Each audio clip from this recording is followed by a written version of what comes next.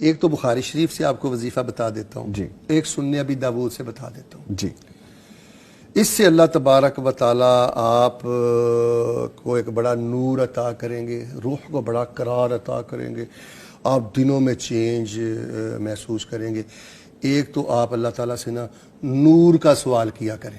کس چیز کا؟ نور کا. روشنی مانگا کریں. روشنی مانگا کریں. رسول اللہ صلی اللہ علیہ وآلہ وسلم رات کے اندھیروں میں یہ نور مانگا کرتے تھے اور کیا کہا کرتے تھے؟ اللہم اجعل فی قلبی نورا وفی سمعی نورا وفی بصری نورا وعن یمینی نورا وعن یساری نورا وامامی نورا وخلفی نورا وفوقی نورا وتحتی نورا واجعل لی نورا. یا الہ العالمین دل کو روشن کر دے، نگاہ کو روشن کر دے، کانوں کو روشن کر دے، دائیں روشنی کر دے، بائیں روشنی کر دے، آگے روشنی کر دے، پیچھے روشنی کر دے، اوپر روشنی کر دے، نیچے روشنی کر دے. اور 10ویں نمبر پہ فرماتے تھے واجعل لی نورا، یا اللہ میرے لیے روشنی ہی روشنی کر دے. سبحان اللہ، سبحان اللہ. یہ رسول اللہ صلی اللہ علیہ وسلم رات کی تاریکیوں میں اللہ سے دعا مانگا کرتے تھے، روشنی مانگا کرتے تھے. اب اس نور کے وقت میں اللہ سے یہ نور مانگے، سجدے میں اللہ کو کہیں اگر اللہ تہجد نصیب کرے، یقیناً اللہ کرتا ہے. الحمدللہ. اللہم اجعل فی قلبی نورا، اللہ دل کو نور سے بھر دے، ناپاک محبتوں سے نہیں، اللہ اپنے نور سے بھر دے. تو یہ جو دعا ہے یہ ہمارے ناظرین کو یاد کرنی چاہیے. اور دوسری دعا یہ سنن ابی داؤد میں ہے روحانی زندگی کے لیے. کوئی عرض نہیں ہے، ہم بتائے دیتے ہیں، بول سے کام لے لیتے ہیں.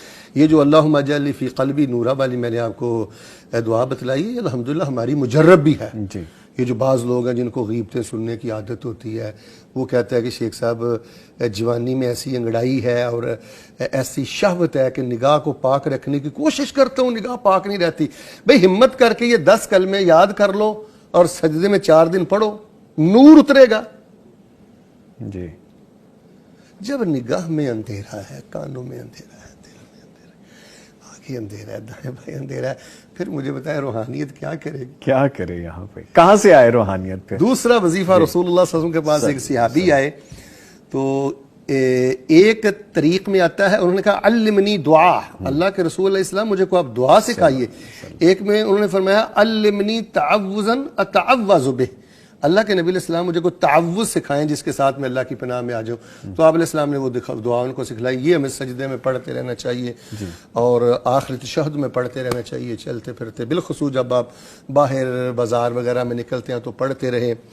اللہم انی اعوذ بک من شر سمعی ومن شر بصری ومن شر لسانی ومن شر قلبی ومن شر منی.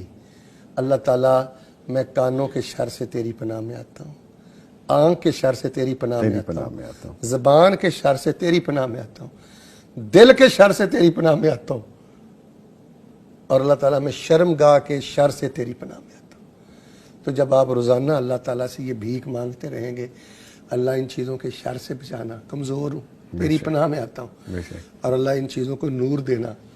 نظامی صاحب وہ تو رحیم ہے، بے شک بے شک بے شک. نظامی صاحب وہ تو کریم ہے. ہم نے تو بیٹے مانگنے اللہ سے سیکھا ہے، ہم نے تو پیسے لینے اللہ سے سیکھے، اللہ اکبر، جاب لینی اللہ سے سیکھی. بس یہی ہے، ناداں کے چند کلیوں پہ قناعت کریں.